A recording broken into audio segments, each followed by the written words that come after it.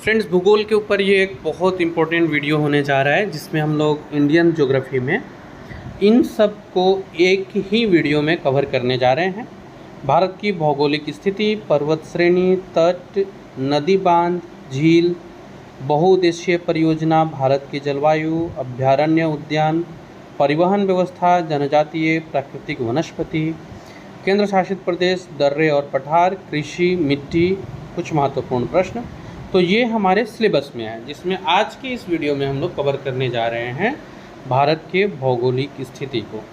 आप state PCS या UPSC इस तरह का प्रिपरेशन कर रहे हैं तो चैनल को ज्वाइन कर लीजिए, या इस तरह की नॉलेज रखना चाहते हैं तो भी आप सब्सक्राइब करके चैनल से जुड़ जाइए। अगर आपके जान पहचान में ऐसे लोग हैं जो प्रिपरेशन करते हैं तो उन तक शेयर कर दीजिए, क्योंकि बहुत आसानी से बहुत इम्पोर्टेंट टॉपिक्स को समझाने का प्रयास रहेगा हमारा। ये भारत है।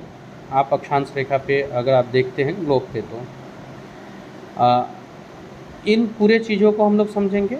अंत में जो प्रीवियस ईयर के कुछ क्वेश्चंस बने हुए हैं उनको भी हम लोग सोल्व करेंगे। तो हमारा प्रयास यही है कि हम लोग प्रीवियस ईयर के कुछ क्वेश्चंस को सोल्व करते हुए और इस पूरे चैप्टर को बहुत अच्छे से आपके साथ शेयर करें। पहले हम लोग शुरू करते हैं। ये आपका वर्ल्ड मैप है और इसमें इंडिया को आपने देखा। तो भारत जो है वो एशिया महाद्वीप के दक्षिण में स्थित है। एशिया महाद्वीप के दक्षिण में स्थित है।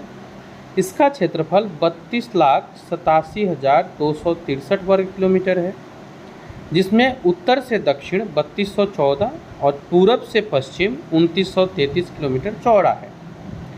भारत का जो क्षेत्रफल है वो दुनिया के टोटल स्थलीय भाग का 2.4% है। यानी क्षेत्रफल में हम लोगों को जो धरती मिली हुई है पूरे विश्व का स्थल भाग, उसका 2.4% है। क्षेत्रफल की दृष्टि से 7वां है और जनसंख्या की दृष्टि से गिनती के हिसाब से आप 2 कह सकते हैं, लेकिन ऑफिशियली 2 कह सकते हैं, लेकिन अब पहले स्थान पर आ गई है। ये वो क्रम है क्षेत्रफल की दृष्टि से। रूस, कनाडा, अमेरिका, चीन, ब्राज़ील, ऑस्ट्रेलिया और फिर भारत है। एक ट्रिक है इसको याद करने का, रुक्कुबाई, आप वो लिख लेंगे तो ये याद हो जाएगा। अच्छा, अक्षांश और देशांतर को लेकर के भी समस्याएं रहती है ना। हम लोग एक सेपरेट वीडियो बना रहे हैं इसके ऊपर, और उस एक वीडियो में हम लोग अक्षांश और देशांतर रेखा के सारे फैक्ट्स आपके साथ शेयर करेंगे और आपको समझाएंगे। भारत का जो 43% भाग है वो मैदान है। 29.3% भाग पर पर्वत या पहाड़ है। 27.7% जो भाग है वो पठार से घिरा हुआ है। ये पूरा इंडिया का मैप रहा और ऊपर कलर के जरिए दर्शाया गया है। आप ऊपर कलर के जरिए देख सकते हैं, पर्वत, पहाड़, पठार, मैदान, इनको दर्शाया गया है। नेक्स्ट अगले पार्ट पे हम लोग आते हैं। तो भारत का 43% भाग मैदानी है। इसमें नीचे आप देख पा रहे होंगे भारत के पूरब में स्थित राज्य हैं 7: अरुणाचल प्रदेश, असम, मेघालय, मणिपुर, मिजोरम, त्रिपुरा और नागालैंड। इनको 7 सिस्टर्स यानी 7 बहन के नाम से जाना जाता है। तो ये है 7 सिस्टर्स जो भारत के नॉर्थ ईस्ट में आते हैं, उत्तर पूरब में आते हैं। ये 7 राज्य हैं जिनको 7 बहन के नाम से पुकारा जाता है। तो ये भारत का एक बेसिक आप मैप के आधार पे देख सकते हैं। अब हम लोग आगे बढ़ते हैं इसमें।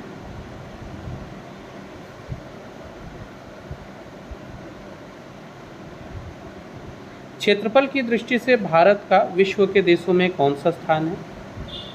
तो ये 7वां हो जाएगा। MPPSC का क्वेश्चन है ये। भारत का क्षेत्रफल क्या है? अभी आपने ऊपर देखा है भारत के क्षेत्रफल को। ये 32,87,263 वर्ग किलोमीटर है। भारत उत्तर से दक्षिण कितनी लंबाई में फैला हुआ है? ये जो उत्तर से दक्षिण की ओर है इंडिया का मैप, यानी ऊपर से नीचे की ओर, तो ये हम लोगों ने अभी देखा था। अच्छा, एक है पूरब से पश्चिम भी और एक है उत्तर से दक्षिण भी। तो 3214 और 2933, तो इसका हो जाएगा उत्तर से दक्षिण में 3214 किलोमीटर है। भारत की पूरब से पश्चिम तक चौड़ाई क्या है? अभी उत्तर से दक्षिण था, अब पूरब से पश्चिम, तो ये 2933 है। कौन सा राज्य उत्तर पूर्वी राज्य की 7 बहनों का भाग नहीं है?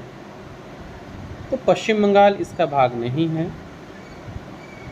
और ये सारे प्रश्न ब्रैकेट में दिए हुए किस एग्ज़ाम में किस समय पूछा गया है। जैसे कि हम लोग का जो अगला क्वेश्चन है ये 1995 IAS के एग्ज़ाम में पूछे गए थे। भारतीय उपमहाद्वीप मूलतः एक विशाल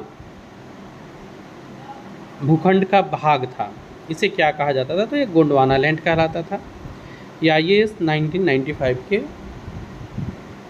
एग्ज़ाम में पूछे गए थे। अगले प्रश्न को देखते हैं हम लोग।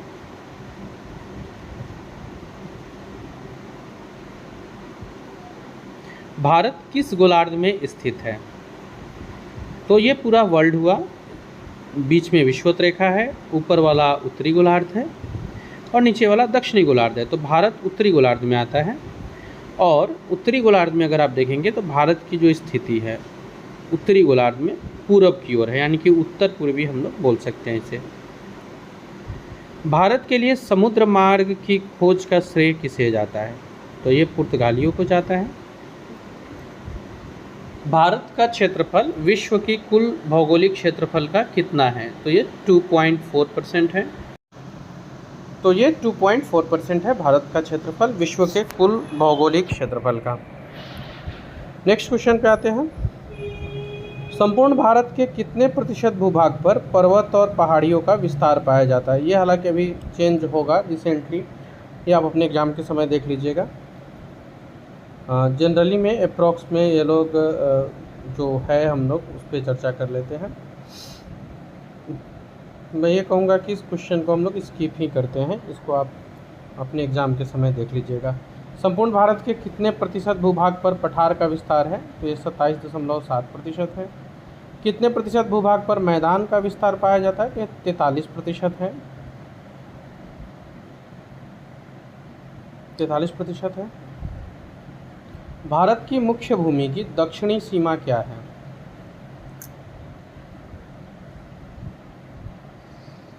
तो भारत की मुख्य भूमि की जो दक्षिणी सीमा है, आप स्थिति में अभी हम लोगों ने देखा था, एक बार हम लोग मैप पे भी इसे देख लेते हैं।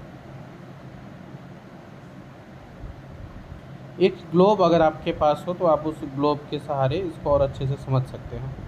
भारत की जो स्थिति है ये आप ग्लोब पे अभी हम लोगों ने पीछे मैनेज किया था, एक बार दिखाया था, एक बार फिर से मैं ग्लोब को लेके आता हूँ। स्थिति जो है अक्षांश और देशांतर रेखा जो ग्लोब पर खींची गई काल्पनिक रेखाएं हैं। अक्षांश रेखा भूमध्य रेखा के समानांतर खींची जाती है।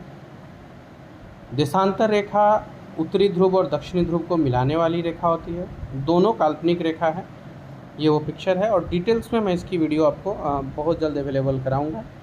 तो भूमध्य रेखा पृथ्वी को 2 भागों में बांट दी। उत्तर वाला हिस्सा उत्तरी गोलार्ध हो गया, दक्षिण वाला हिस्सा दक्षिणी गोलार्ध हुआ। तो हम लोग उत्तरी गोलार्ध में आ रहे हैं। आप यहाँ इंडिया को देख पा रहे हैं। इसका मुख्य भाग 8 डिग्री 4 मिनट नॉर्थ है, साउथ है, और 37 डिग्री 6 मिनट नॉर्थ है।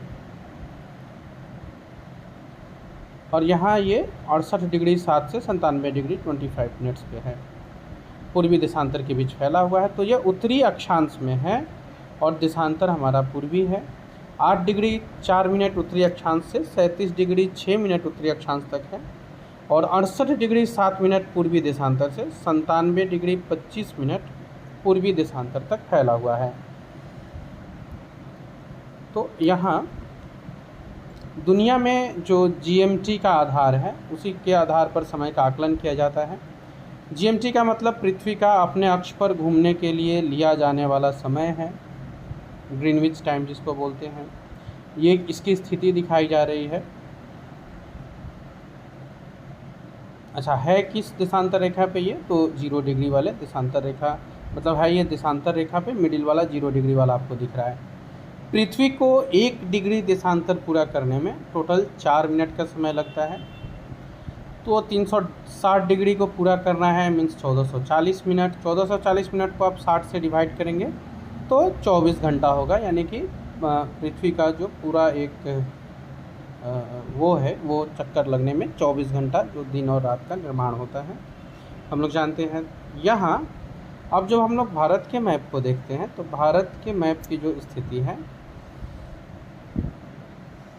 ये मैप रहा हम लोगों का, और इस पे हम लोग स्थिति देखते हैं तो भारत में 82 डिग्री 30 मिनट, लगभग 82.5 डिग्री ही हुआ, पूर्वी देशांतर का उपयोग समय निर्धारण के लिए किया जाता है। हमारे यहाँ जो समय निर्धारण होता है वो 82.5 डिग्री पूर्वी देशांतर से होता है। इसे इंडियन स्टैंडर्ड टाइम कहते हैं। और हम लोग का जो भारतीय मानक समय है, इंडियन स्टैंडर्ड टाइम है, वो ग्रीनविच टाइम से 5 घंटा 30 मिनट आगे है। ऐसा क्यों है? 82.5 डिग्री पूर्वी देशांतर पे हैं हम लोग, यानी कि 330 मिनट पूरब की ओर हैं हम लोग। तो 330 मिनट को जब हम 60 से डिवाइड करते हैं तो 5 घंटा 30 मिनट होता है। चूँकि हम लोग पूरब में हैं तो हमारा समय जो रहेगा वो GMT से आगे की ओर रहेगा, GMT से 3 घंटा 50 मिनट आगे रहता है। 82.5 डिग्री पूर्वी देशांतर में भारत के जो 5 राज्य है जहाँ से होकर के गुजरती है, उत्तर प्रदेश, मध्य प्रदेश, छत्तीसगढ़, उड़ीसा और आंध्र प्रदेश है। तो ये वो राज्य हैं जो 82.5 डिग्री से गुजरते हैं। अब ये हो गया भूमध्य रेखा के 23.5 डिग्री ऊपर कर्क रेखा होता है और भूमध्य रेखा के 23.5 डिग्री नीचे ही मकर रेखा होता है, ये हम लोग जानते हैं। अब भारत से जो रेखा गुजरेगी वो कर्क रेखा गुजरती है, और ये वो स्टेट है गुजरात, राजस्थान, मध्य प्रदेश, छत्तीसगढ़, झारखंड, पश्चिम बंगाल, त्रिपुरा और मिजोरम। ये वो 8 राज्य है जो जहाँ से कर्क रेखा भारत से होकर गुजरती है।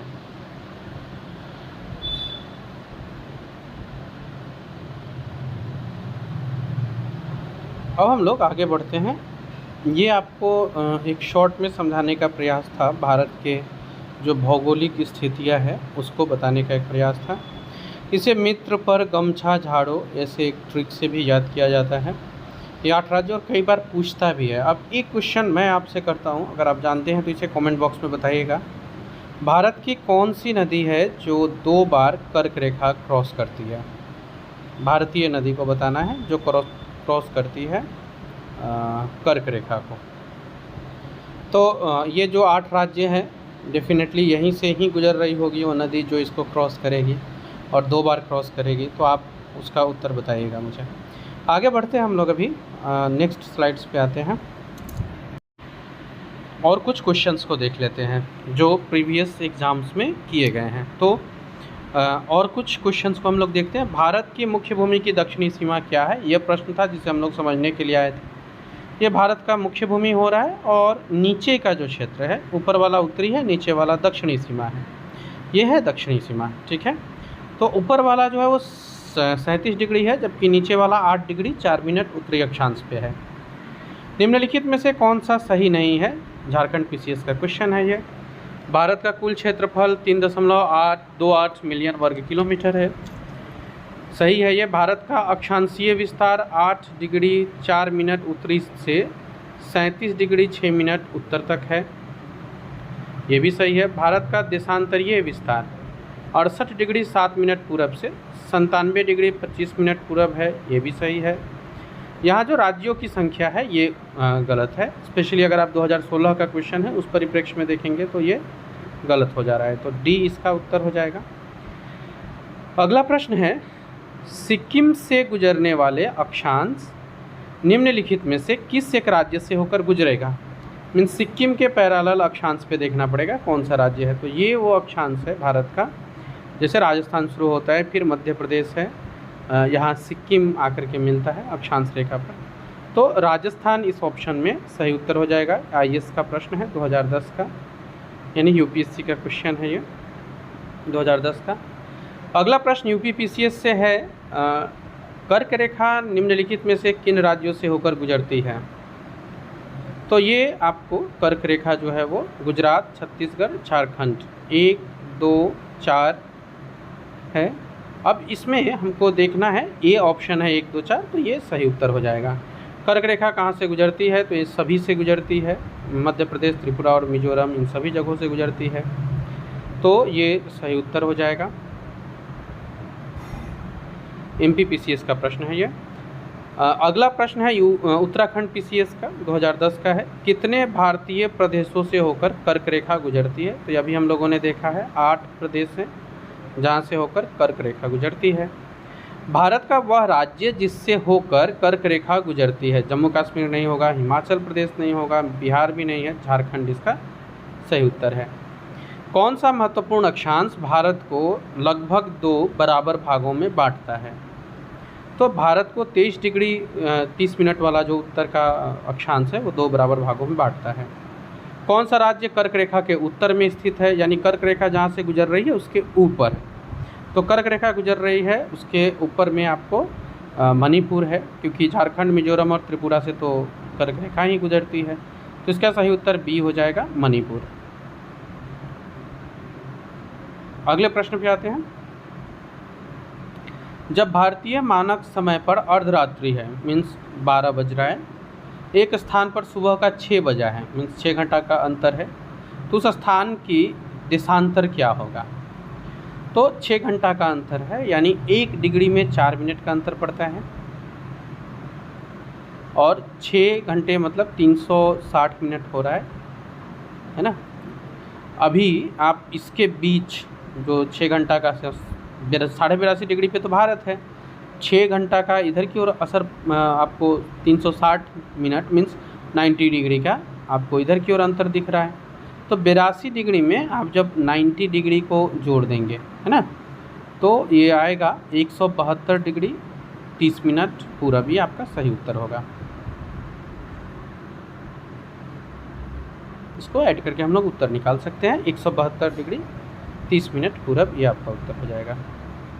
अगला प्रश्न यूपी पीसीएस का है 2001 का। वह भारतीय मानक समय, यही भारतीय मानक समय पर दोपहर का 12 बजा है, यहाँ यदि होगा, यदि भारतीय मानक समय पर दोपहर का 12 बजा है तो 120 डिग्री पूर्वी देशांतर पर स्थानीय समय क्या होगा? तो हम लोग का जो देशांतर है अभी हम लोगों ने देखा 82.5 डिग्री का है, और यहाँ 12 बज रहा है, तो 120 डिग्री, अब 82.5 डिग्री से 120 डिग्री से 82.5 डिग्री को माइनस कर लेते हैं। जितना डिग्री का अंतर पड़ेगा उसको इंटू 4 करने से हमको टाइम का अंतर पता चल जाएगा। तो ये 37.5 डिग्री का अंतर है। 37.5 को जब हम लोग 4 से मल्टीप्लाई करते हैं तो ये 130 7 चौका 28 जीरो का 2.5 घंटा का तकरीबन अंतर आ जाएगा। तो 12 बज रहा है तो वहाँ 14:30 यानी 2.5 घंटा का अंतर हो जाएगा। और पूर्वी देशांतर बोला है तो वो 12 बजे के आगे ही होगा। अगला है, किसी राज्य से भारतीय मानक समय की देशांतर रेखा नहीं गुजरती है, किस राज्य से? तो महाराष्ट्र से नहीं गुजरती है। जो हमारी मानक रेखा है तो उत्तर प्रदेश, इलाहाबाद, नैनी है ही, आंध्र प्रदेश, छत्तीसगढ़ यहाँ से गुजरती है, महाराष्ट्र से होकर नहीं गुजरती है। निम्नलिखित में से कौन सा भारत की प्रमाणिक मध्यायन रेखा कहलाएगा? तो 82 डिग्री 30 मिनट जो हम लोगों का है, और इसी को हम लोग प्रमाणिक मध्यायन रेखा मान लेते हैं, IST मान लेते हैं। IST और ग्रीनविच टाइम में कितना अंतर पाया जाता है? तो ये 5.5 घंटा का अंतर होता है, क्योंकि हम लोग 82.5 डिग्री पे हैं, और ग्रीनविच टाइम जो है वो 1 डिग्री में 4 मिनट का अंतर पड़ता है ना। तो 82.5 डिग्री को जब आप करेंगे तो ये 330/60 करके हम इसको निकाल लेते हैं, 60 का आ जाएगा, 5.5 घंटे का अंतर पड़ेगा। ये 5.5 घंटा का अंतर प्लस में रहेगा, क्योंकि ग्रीनविच टाइम से भारत पूरब की ओर स्थित है। भारत का सुदूर पश्चिमी बिंदु क्या है? तो जो भारत का पश्चिमी स्थान है वो गुजरात में है। अब वो 68 डिग्री 7 मिनट पश्चिम होगा या पूरब होगा, ये हम लोग को देखना है। तो जब हम लोग पश्चिम के क्षेत्र में चल रहे हैं ना, तो जो 68 डिग्री और 7 मिनट वाला जो क्षेत्र होगा वो गुजरात में होगा। और भारत के अगर आप पूरे मैप को देख रहे हैं तो इसमें आप पाएंगे कि ये पूर्वी क्षेत्र में है, 68 डिग्री 7 मिनट पूर्वी गुजरात में स्थित है भारत का सबसे पश्चिमी बिंदु। आप एक बार बिंदु को भी ग्राफ की दृष्टि से समझ लीजिए। ये इंडिया है, ऊपर में आपको POK दिख रहा है, साइड में ऑक्साई चीन है। तो भारत के बाउंड्री में जो एकदम ऊपर का क्षेत्र है उत्तर वाला, वो एकदम ऊपर वाला होगा। इधर आप पूरब और पश्चिम में देखते हैं तो पूरब में अरुणाचल प्रदेश, पश्चिम में गुजरात, और गुजरात का एकदम पश्चिमोत्तर क्षेत्र जो होगा वो सबसे पश्चिमी बिंदु हो जाएगा हमारा। आप यहाँ उत्तर में देख रहे हैं तो लद्दाख दिख रहा है, अरुणाचल प्रदेश है, गुजरात है। सिमिलरली जब हम लोग दक्षिण भारत की बात करेंगे, कन्याकुमारी वाला क्षेत्र, तो एकदम नीचे का जो पॉइंट है वो दक्षिण भारत वाला बिंदु है। अब भारत की मुख्य भूमि को हम लोग एक बार डिफाइन कर लेते हैं। ये तमिलनाडु वाला जो क्षेत्र है, साउथ इंडिया हो गया। ऊपर लद्दाख है, पूरब में अरुणाचल प्रदेश, पश्चिम में गुजरात और नीचे तमिलनाडु है। और तमिलनाडु का जो सबसे निचली हिस्सा है ये हमारा सबसे दक्षिणतम बिंदु है। तो लद्दाख सबसे उत्तरी राज्य हमारा हो जाएगा। आप लद्दाख सबसे उत्तरी क्षेत्र हो जाएगा और इसके एकदम उत्तरी पॉइंट को इंदिरा कॉल कहते हैं। कहीं कहीं आपको कौर भी लिखा हुआ मिलेगा, एक ही है। दक्षिण का जो है इसको इंदिरा पॉइंट बोलते हैं। ये ग्रेट निकोबार में है इंदिरा पॉइंट, तमिलनाडु के भी थोड़ा नीचे, तो ग्रेट निकोबार में है ये। गुजरात में है गुहार मोती जो सर्करिक रेखा के पास है, ये भारत का सबसे पश्चिमी बिंदु है। और अरुणाचल प्रदेश का किबीथू जो है, अरुणाचल प्रदेश में किबीथू जगह है, ये भारत का सबसे पूर्वी बिंदु है। आपको इस मैप से भी ये याद रह जाएगा। वलांगू किबीथू, तो किबीथू वाला एरिया थोड़ा सा आप कह सकते हैं कि अंदर की ओर है, लेकिन ज़्यादा जो प्रसिद्ध है एकदम मतलब छोटा माइनर सा एक अंतर पड़ रहा है। जनरली एग्ज़ाम के दृष्टि से आप किबीथू ही याद रखिएगा, ठीक है। तो ये रहा वो गुहार मोती, किबीथू और लद्दाख का इंदिरा कॉल और इंदिरा पॉइंट, ये हमारी सीमाएं हैं। भारत के राज्यों का निम्नलिखित में से कौन सा एक युग्म सबसे पूर्वी और सबसे पश्चिमी राज्य को इंगित करता है? यूपीएससी का क्वेश्चन है ये। तो ये हो जाएगा, सबसे पूर्वी राज्य अरुणाचल प्रदेश है और सबसे पश्चिमी राज्य गुजरात है। भारत का सबसे दक्षिणी बिंदु कौन सा है? तो एकदम नीचे की ओर का ये इंदिरा पॉइंट हो जाएगा। अच्छा, हम लोग प्रश्न तो सोल्व कर रहे हैं। जो लोग भी जितने उत्तर को जानते हैं ना, एक बार मुझे अपना स्कोर कमेंट बॉक्स में ज़रूर बताइएगा। किसी प्रश्न में डाउट हो तो वो भी आप मुझे बताइएगा। भारत का वह कौन सा स्थान है जहां बंगाल की खाड़ी, अरब सागर और हिंद महासागर एक साथ मिलते हैं? तो बंगाल की खाड़ी, अरब सागर और हिंद महासागर तीनों कन्याकुमारी में मिलते हैं। भारत का दक्षिणतम स्थान इंदिरा पॉइंट कहाँ है? तो ये लक्षद्वीप में है। अभी हम लोगों ने देखा, सॉरी, अंडमान निकोबार में है, अंडमान निकोबार द्वीप में है। कौन सा स्थान भूमध्य रेखा के एकदम निकट पड़ेगा भारत का? ये देखो मिडिल से जा रहा है ना, और भारत जो है इसके विषुवत रेखा के ऊपर ही समाप्त हो जाता है। तो जो भारत का सबसे दक्षिणी बिंदु है यानी इंदिरा पॉइंट, ये भूमध्य रेखा के सबसे निकटतम होगा। भारत का पूर्वोत्तम स्थान निम्नलिखित में से कौन सा राज्य है? तो पूर्वोत्तर का बात कर रहा है, अच्छा पूर्वोत्तम का बात कर रहा है, तो अरुणाचल प्रदेश हो जाएगा। यूपीपीसीएस का क्वेश्चन है। निम्नलिखित में से किस राज्य की सीमा बांग्लादेश से नहीं लगती है? मेघालय, त्रिपुरा, मणिपुर, मिजोरम। तो आप एक बार हम लोग सीमावर्ती देश भी देख लेते हैं। ये इंडिया का ग्राफ है आपके सामने। भारत में टोटल जो देश है वो 7 लगते हैं। भारत का जो सीमा है वो 7 देशों से लगता है। पाकिस्तान, अफ़गानिस्तान, चीन, नेपाल, भूटान, म्यांमार और बांग्लादेश, ये है। नीचे तो प्रायद्वीपीय भारत है, तो आपको जल ही जल है। हाँ, भारत और श्रीलंका के बीच एक पाक जल डमरू मध्य है, उसके साथ मिलकर के आप एक बाउंड्री खींच सकते हैं। इस प्रकार आप पड़ोसी देशों को देखेंगे तो श्रीलंका और मालदीव को ले लीजिए, तो कुल मिलाकर 9 देश हुए। श्रीलंका और मालदीव के साथ हमारा जलीय बाउंड्री है। भारत का जो सीमावर्ती देश है, जो स्थलीय सीमा है, ये 7 देश हो रहे हैं। भारत की जो सबसे लंबी स्थलीय सीमा लगती है वो बांग्लादेश से लगती है, जो 4096 किलोमीटर से लगती है। और सबसे कम अफ़गानिस्तान, जो ऊपर वाला क्षेत्र है, ये मात्र 106 किलोमीटर की बाउंड्री साझा करती है। तो भारत के साथ जो साझा करने वाले बाउंड्रीज़ हैं उसमें बांग्लादेश सबसे ज़्यादा है और सबसे कम अफ़गानिस्तान है। भारत के कुल 17 राज्य हैं जो अलग अलग पड़ोसियों के साथ जुड़े हुए हैं। फॉर एग्जांपल इस क्वेश्चन में बांग्लादेश की बात हुई है, तो बांग्लादेश में भारत के 5 राज्य हैं जिनकी सीमाएं टच करती है: पश्चिम बंगाल, त्रिपुरा, मिज़ोरम, असम और मेघालय। ये आप देख पा रहे हैं, पश्चिम बंगाल बांग्लादेश से चिपका हुआ है। इसके बाद आपको मिजोरम है, असम है, त्रिपुरा है और मेघालय है। नागालैंड की जो बाउंड्री है वो थोड़ी अलग है। अच्छा, इसको याद करने के ट्रिक भी मैं आपके साथ शेयर कर देता हूँ।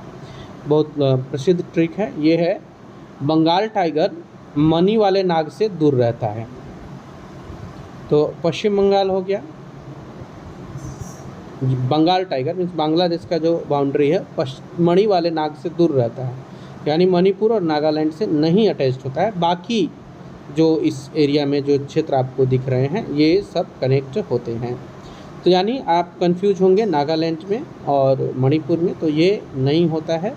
ट्रिक है, बंगाल टाइगर अलग रहता है।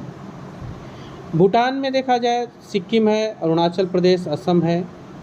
म्यांमार की बाउंड्री अरुणाचल प्रदेश, नागालैंड, मणिपुर, मिजोरम से टच करती है। इसमें अरुणाचल प्रदेश की सबसे ज़्यादा सीमा म्यांमार के साथ अटैच्ड है। सिक्किम और पश्चिम बंगाल जो है इसकी सीमा 3 देशों से लगती है। सिक्किम में चीन, नेपाल, भूटान हुआ, जिसकी सिक्किम का जो बाउंड्री है चीन, नेपाल और भूटान से लगता है। पश्चिम बंगाल जो है ये बांग्लादेश, नेपाल और भूटान इस 3 से बाउंड्री अटैच करती है। तो ये वो मैप है। मेघालय की जो सीमा है वो केवल एक देश से लगती है, बांग्लादेश से। याद रखिएगा, मेघालय केवल बांग्लादेश के साथ सीमा अपनी साझा करती है। तो मुझे लग रहा है कि एक बहुत पिक्चोरियल बोलिए या फिर एक्सप्लेनेशन बोलिए, एक बहुत अच्छी एक्सप्लेनेशन मेरे तरफ से हो रहा है और आपको मटेरियल समझ में भी आ रहे होंगे। अभी हमें प्रोत्साहित करने के लिए आप चैनल को सब्सक्राइब कर दें, अन्य ग्रुप के साथ शेयर करें, इससे एक प्रोत्साहन मिलता है। फिर ऐसा लगता भी है कि मैं समझा पा रहा हूँ, तो फिर और ज़्यादा प्रयास किया जाता है और डीपली जा कर के समझाने का। कमेंट बॉक्स में मुझे बताते भी रहिएगा आपके समझ में आ रही है कि नहीं और ये प्रयास कैसा लग रहा है आपका। तो मेघालय की जो सीमा है वो सिर्फ बांग्लादेश से लगती है। उत्तर में तो हमारा हिमालय ही फैला हुआ है, तो बहुत सारे देश हिमालय के कारण अलग है। निम्नलिखित में से किस राज्य की सीमा बांग्लादेश से नहीं लगती है? अभी हम लोगों ने ट्रिक देखा था ना, तो मणिपुर हो जाएगा। ट्रिक देखा था अभी हम लोगों ने, बंगाल टाइगर मणि और नाग से डरता है, तो मणिपुर हो जाएगा जिसकी सीमा बांग्लादेश से नहीं लगती है। बांग्लादेश की सीमा से लगे भारत के कौन से राज्य हैं? तो आप मणिपुर और नागालैंड हटा दीजिए और पूरब के राज्यों में चले जाइए, तो आपको इसमें मिलेगा मेघालय, असम, पश्चिम बंगाल और त्रिपुरा। ये सही उत्तर हो जाएगा।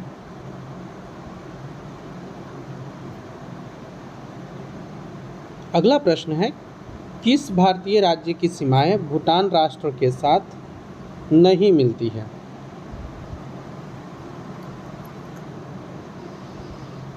तो मेघालय की जो सीमा है अभी हम लोगों ने ऊपर देखा केवल एक राज्य से लगती है, बांग्लादेश से, तो होगी ही नहीं। सिक्किम, अरुणाचल प्रदेश और पश्चिम बंगाल की जो सीमा है वो भूटान से लगती है। कौन से भारतीय राज्य की अधिकतम सीमा म्यांमार से स्पर्श करती है? तो ये अरुणाचल प्रदेश का है। सबसे अधिक अरुणाचल प्रदेश की बाउंड्री जो है वो म्यांमार से अटैच्ड है। निम्नलिखित में से भारत की किस राज्य की सीमा म्यांमार से नहीं लगती है? तो ये आपको असम राज्य है जिसका सीमा म्यांमार से नहीं लगता है। बाकी नागालैंड, अरुणाचल प्रदेश और मिजोरम का सीमा लगता है। निम्नलिखित राज्यों में से कौन है जो बांग्लादेश के साथ अपनी सीमा नहीं बनाता है? वंस अगेन कई बार ये क्वेश्चन पूछे गए हैं। नागालैंड इसका सही उत्तर हो जाएगा। मणि और नागे याद रखिएगा, अभी नागपंचमी बीती भी है तो आपको बहुत क्लोजली याद रह जाएगा ये। निम्नलिखित में से किस देश की भारत की सबसे लंबी स्थलीय सीमा है? तो ये बांग्लादेश होगा। भारत का वह राज्य जिसकी सीमाएं 3 देश से लगती है, नेपाल, भूटान और चीन।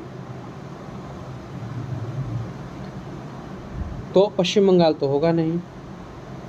नेपाल, भूटान और चीन से जो सीमा लगती है उसमें पश्चिम बंगाल का तो नाम आएगा नहीं, तो एक ऑप्शन तो हमारा कंप्लीटेड है। सिक्किम इसका सही उत्तर होगा। सिक्किम की जो सीमाएं हैं वो नेपाल से भी, भूटान से भी और चीन से भी लगती है। अगला प्रश्न है यूपीपीसीएस 2008 का, भारत का वह राज्य जो 3 ओर से बांग्लादेश से घिरा है। त्रिपुरा हो जाएगा। त्रिपुरा जो है वो तीनों ओर से बांग्लादेश से घिरा हुआ है। निम्नलिखित में से कौन से भारतीय राज्य में प्रातःकाल की किरण सबसे पहले आएगी? मीन सूर्य भगवान पूरब में उगते हैं, तो जो हमारा पूरब राज्य है, पूर्वी राज्य, ये होगा यानी अरुणाचल प्रदेश। निम्नलिखित में से किस देश के साथ भारत की अंतर्राष्ट्रीय सीमा नहीं लगती है? तो भारत की जो अंतर्राष्ट्रीय सीमा है वो पाकिस्तान, बांग्लादेश, भूटान तीनों से लगती है, श्रीलंका से नहीं लगती है। श्रीलंका से ये सीमा नहीं लगती है।